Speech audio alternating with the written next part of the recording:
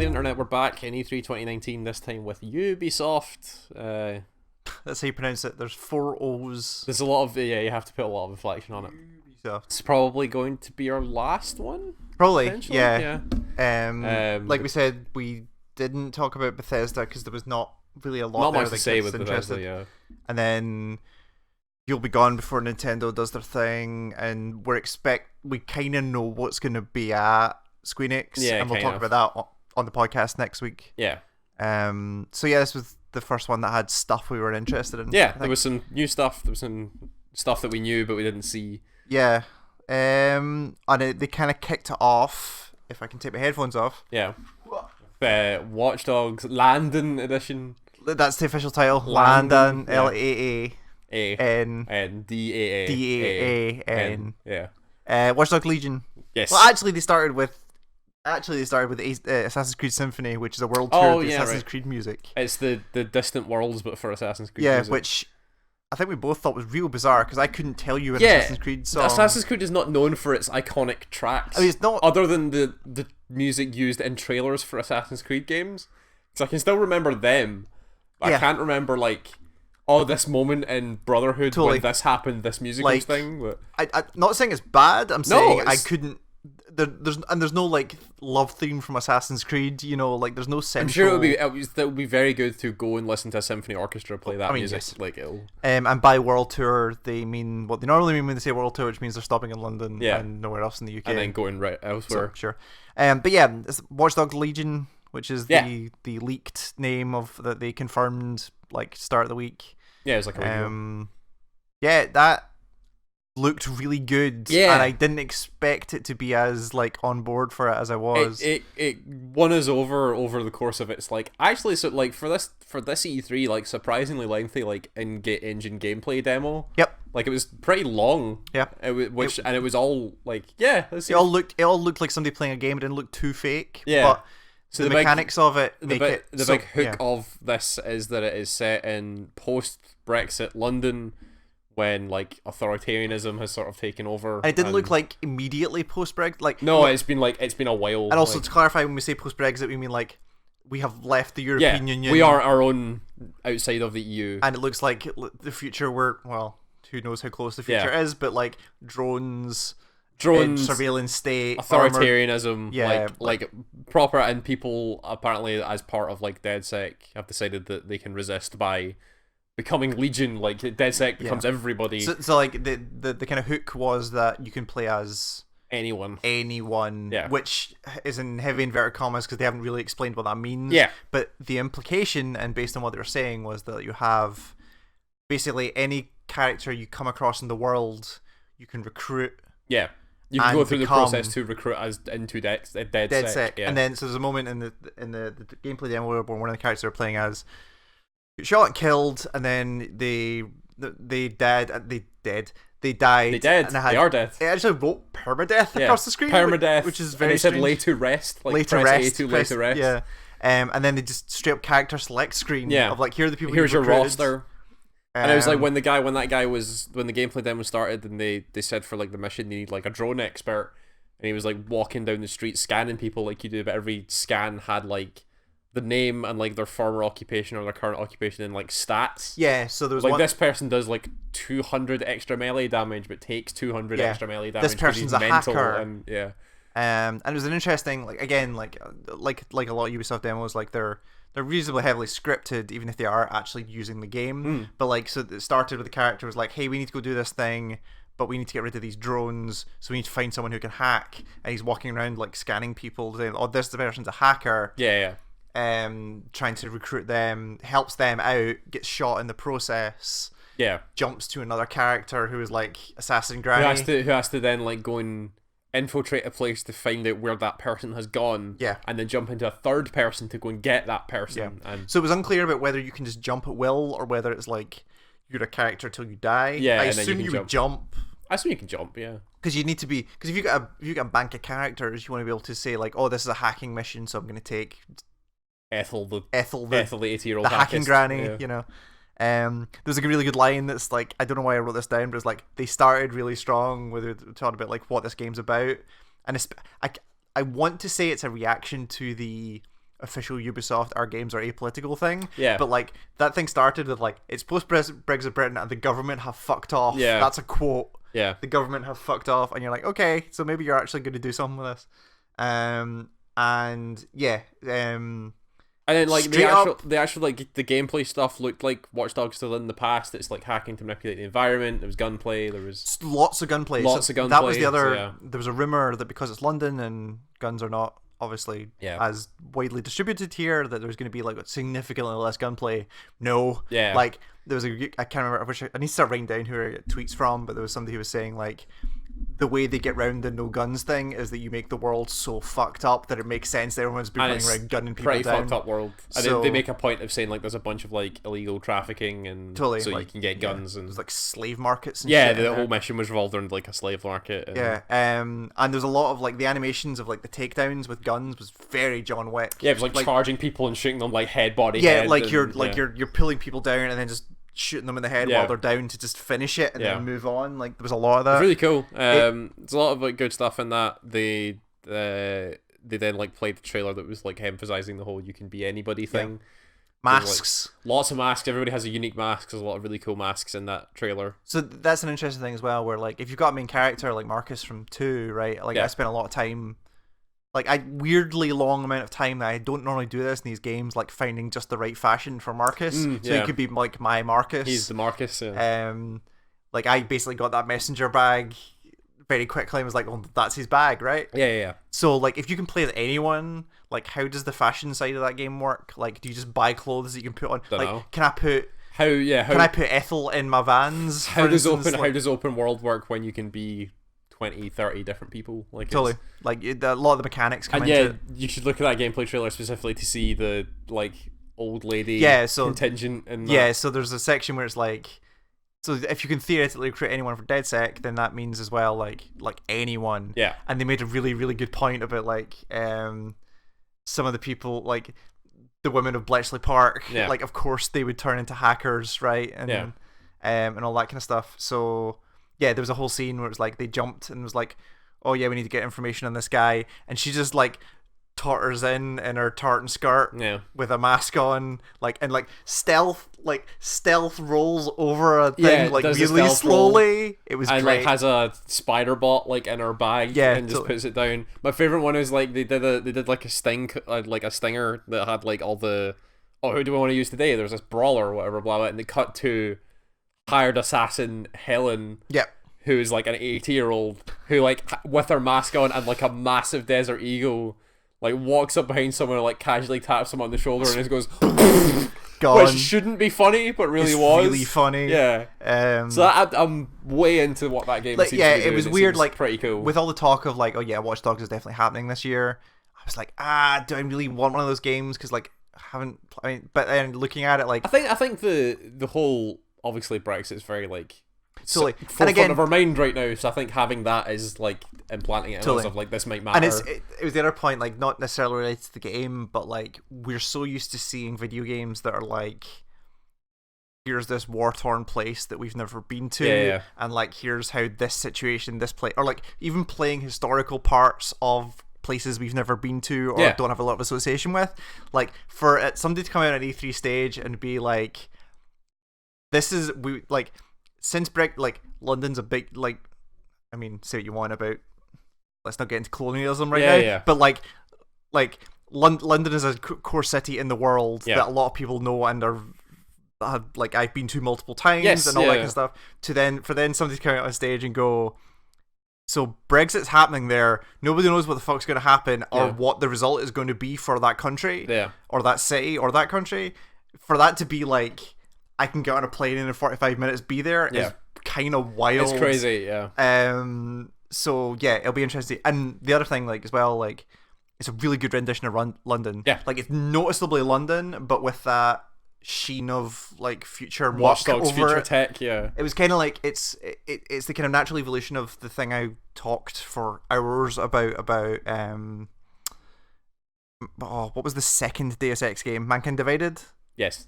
That version of Prague, where it was like it's definitely Prague, but they've layered the tech bolting, over it. Yeah. Like it's like that, but like let's layer the tech on it and have it all go to shit. Yeah. It's a really good rendition of London. Super cool. But there was no idea of like how big the map is. Like, is it just London? I know, but is it just central London? Is it the outskirts? Like, how far out do you go? Can I go to Luton? Yeah, exactly. Is there going to be a mission in Heathrow at some point? Oh, that'd be weird. Right? Yeah. You need to steal a plane.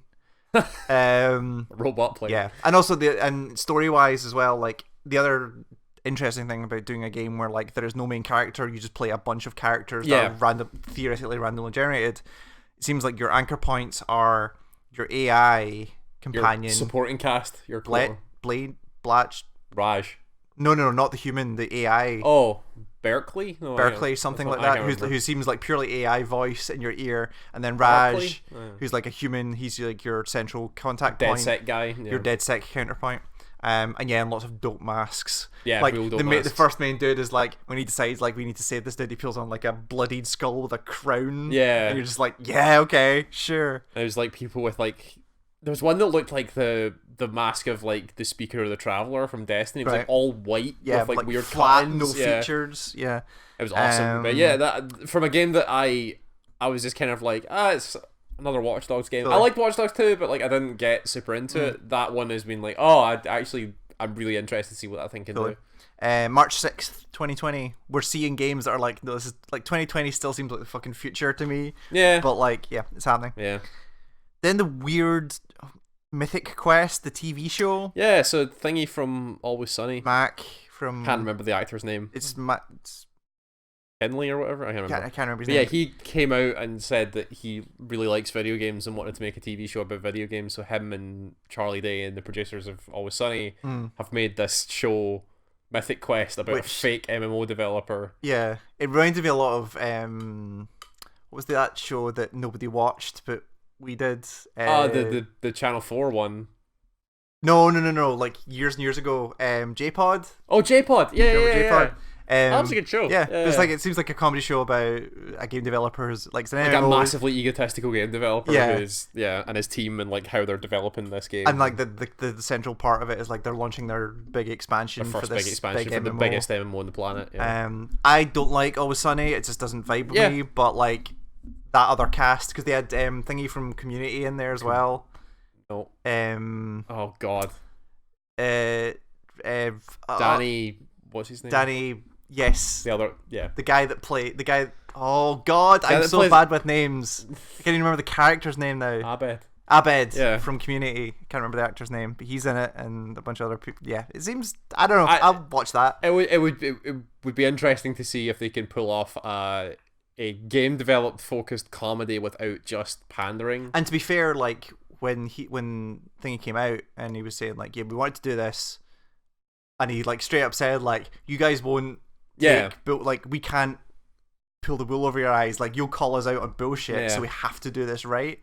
So maybe it's good that he understands that. Totally, and it's like you partner with Ubisoft. It's kind of unclear how Ubisoft are involved. Like, are they just doing the in-game bits? Consulting, or are they consulting about what game development's like? Here's how game development works. Did they just hand them a copy of like Assassin's Creed 4 and go, there you go? That's what a game developer's like. Like, who do you know? Who knows? Or fake in-game one. Yep. The next.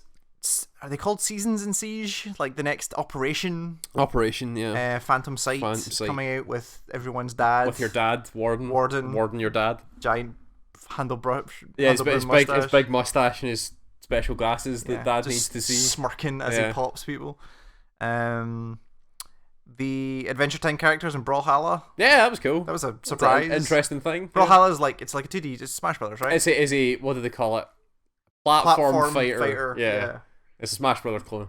That's awesome. Jake Finn and Princess Bubblegum. Yep. PB, Jake and Finn are all in Brawlhalla, which is pretty cool. I've heard good things about Brawlhalla. I've not played it. Totally. Ghost Recon Breakpoint. I think we talked about this in the podcast. Like, there's not really much new in there. No. Out October 4th, beta September 5th. They've brought back AI teammates. Which weird. Good. In Wildlands, they were assholes. They were really bad. Really didn't want that, but yeah, I guess people liked it. And people liked hearing massive cowboy assholes talking about like what they spend the money that they use to kill people. That was Wildlands, wasn't it? It was like, really we're all massive assholes. Massive we really like killing people who are different to us, and then taking the money back. And then like spending it on football games and boats, and they were the worst. It was bad. It's the origin of the word fuckstick in video games. Yeah. Ugh. And then the second game to have a Terminator crossover for some reason. Yeah. They were very unclear about what it is, but to be fair, like they also had Wildlands had the Predator stuff, didn't it? One point. Oh God, yeah. So I forgot about this that. is not unwarranted. No, it's not. You're right. But yeah, it was like what the guy. Oh God, I can't even remember that actor's name. The guy that played. God, the Walking Dead guy. The actor that's the main actor. The main actor that's in Breakpoint did his whole spiel about how we're wolves. And did they get to why you had the dog on stage? Like, is the dog in the? He brought his dog out and just his dog. Told it to sit, and it was like, oh, okay, yeah, sure. Just chill dog on stage. Tom Clancy's Elite Squad, which is a mobile game I'm with guessing, some of the Tom Clancy games. Yeah. It looked like Clash of Clans. No, not Clash of Clans. Clash Royale. It had tiny, not amorphous, like blown out character, not chibi, but like little cartoon versions of like Caveira and like Sam massively Fisher poly-reduced. Yeah. And like the random dude from Wildlands that has the big beard. Bit tier 1 beard. Yeah, tier 1 beard man. So it seems to be like that sort of thing. We don't actually know what it is, but we're guessing. No, it's up for pre-registration, which apparently is the mobile pre-order now. Yeah, it'll be there probably to take a lot of your money. Yep. Just Dance 2019, which I'm only in here 2020. 2020. Yeah. You're right. I wrote that down wrong. Which I only mentioned for two reasons. One, Blackpink are in it. Yeah. Mid 2018 into 2019 seems to have been like the massive resurgence of K-pop in Western culture. Yeah, like BTS and BTS got huge, Blackpink got huge. Everybody threw back and listened to a bunch of like Girls' Generation. And again, stuff, if you don't count Gangnam Style, this is like the first K-pop and so they all became huge. Of course, they got K-pop to get in the Just Dance thing. And then the other part of it is this: the first conference we've seen or presentation we've seen that had Stadia logos in it. Mm-hmm. Sorry, Stadia. Google Stadia, the streaming thing that we've talked about before. Yeah. Which, if you want to put like some confidence in your streaming technology, your low latency of your streaming technology, do a music game. I mean, see if you can get it on beat. And I mean, like Just Dance has always been a bit woolly, about what they're actually mapping and all that kind of stuff. But it's an interesting tech demo. When there eventually day long streams of like let's break down the stadium. I'll bet though, like the Just Dance team, until these streaming things have started to be announced the past year and a bit, the Just Dance team must have been working on like a browser based version of this, right? Like something like what you want for Just Dance is you want a thing that's like you don't know jack, where it's a USB stick, you put it into a TV and it works, and you can take it anywhere, take your phone up right? to it, and So because they already have the phone thing, exactly. So if you get Stadia, that makes sense. Yeah, anything with a browser, you plug it in, you're playing Just Dance, right? Yeah. With your theoretically all of your songs, all your whatever. Yeah. So the new For Honor limited time event. Yeah. Shadows of the Hitokiri. Yeah. Very unclear about what it is. It looks like there's a possession mechanic. Yeah, or it seems to be some there. weird spooky ghost thing that someone is chasing you in some Japanese garden. Yep. And good for foreigners. Sure. People. Neither of us play it, so nope. Don't really know. Want to try it, but I'm not. Rainbow Six Quarantine, which is 3-player co-op. 3-player co-op. It's a spin-off from a siege mode, limited time siege mode called Outbreak. Oh, sure. Apparently at some point. 3-player co-op. It looks kind of Left 4 Dead-y, maybe Horde mode-y, something like that. Yeah. The trailer was like a first-person thing of a guy like watching an infection go up his arm and then he got treated, and it was 3 players co-op. They didn't really say what it was, but a lot of 3-player co-op this year, which is interesting. Yeah. Like you said, it's easier to find than 4. Easier to find than 4. Early 2020, which is cool. They did their Division stuff, so they're 3 episodes. Year 1 content. Yeah. So again, like for people who have missed it, all their episodic content is free. Yeah. It's the Year 1 pass is like early access to specializations and stuff like that. So first one's like DC Outskirts. Is my microphone still on because I hit that cable? Yes, it is. Yeah. DC Outskirts. Expeditions is the first episode's called. Second one's The Last Castle, which is at the Pentagon, and then the third one they didn't give a title, but it's like, hey, that's Coney Island. Yeah, you're going back to New York from the first game, which will be in early 2020. They were talking about hunting some guy down, and I'm wondering if it's like the guy from 1, the rogue agent, right? That guy. Yeah. Maybe. I don't know. Maybe. but yeah, and that's coming out in early 2020, which means both those episodes are probably coming out this year. Yeah, probably. I'd say so. They said fall for the second one, so yeah. Oh, they did. Yeah, they did. You're right. And then they did the thing that you expected, where there's Uplay Plus. That's not easy to say. Plus. Uplay Plus, which is their subscription model. Yeah, $14 or $15 a month. All their games, everything you expect from a streaming thing. Theoretically, they said that includes DLC, which is yeah. new. So they said that when you sign up for Plus, you get the premium version of whatever game. That there's a lot of weasel words in there. It's like, does it just mean the premium things and you still buy DLC? Like, they had a big plus DLC thing on it. Sure. Which means like, which is interesting, right? Where if I want to play Siege, rather than buying Siege, you get plus and you have all the operators. Yeah. Like, or you have all the packs, which you're like, if you're just gonna play Siege, it's probably the amount of money you'd have to spend to get everything up to this point. Yeah. That's probably 6 months of subscription on its own. So who knows? But the interesting thing as well is, like, when Google Stadia comes out, they said it will be on Stadia as well, which theoretically means if you have a Stadia subscription and a Uplay subscription, you can play all the Ubisoft stuff games on Stadia, which is interesting, cool. But also, like, we're slowly getting to the point where I'm like, I'm gonna have to have a spreadsheet of the things I'm signed up to. Yeah. Just so I can be like, I'm using this, I'm not using this, all this kind of stuff. Which is, I mean, we expected that, but they actually pulled the trigger on it, which is interesting. And then the last two things, Roller Champions, which kind of came out of nowhere. They're fresh new sports game. What happens if you took roller derby and basketball and hoops on the side of things, on the side of the arena that you're tossing stuff through? They didn't go into too much detail about what the actual game sport I can't is, remember the name of. If I was to take a guess looking at that, what was that Aztec game called? I can't remember. The one where they throw the ball through the hoop on the wall. On the side, the hoop on the wall is the main thing I'm drawn from. But they have it looks like the roller derby part of it, which is like, if I was to take a guess based on the way it looked, the more circuits you can make. Yeah, with so the ball. there's lights on the side of the arena that seem to draw into the goal, and the more laps you do, the more of these lights draw into the goal. So I don't know if that means it's worth more points or whatever. Maybe. But We'll see. Interesting idea. But obviously people can like beat the shit out of you. Yeah, on there's your a way. lot of ramming and like no weaponry or anything like that. But it just looks like ramming. All beaten. But it's all like realistic, like cartoon style, like Overwatchy sort of. Overwatch, somewhere between Overwatch and Fortnite. Yeah, somewhere that sort of scale. in that kind of area. And there's a demo out for the next 4 days. Yeah, we should go try that. I'm gonna go download it after we're done here, see what it is. And then the weird, like, hey, we're doing a thing called Gods and Monsters. Yeah, that was we're not literally nothing. Clear what it is. Yeah. But here's they talked a lot about, like, they've been working on it for a few years, and they're like, mythology is important, and they like mythology, so let's talk about mythology. And it was just like some guy in Greek armor with a sword, and then a harpy came, and then that was it. That was it. There's zero indication of what it is. No idea what it is. But February 25th, 2020, from the Assassin's Creed Odyssey team. Okay, yeah. You're not going to tell us what it is. Like, there are games that are coming very quickly after that we know more about. Yeah. So after that we know more about. So who knows?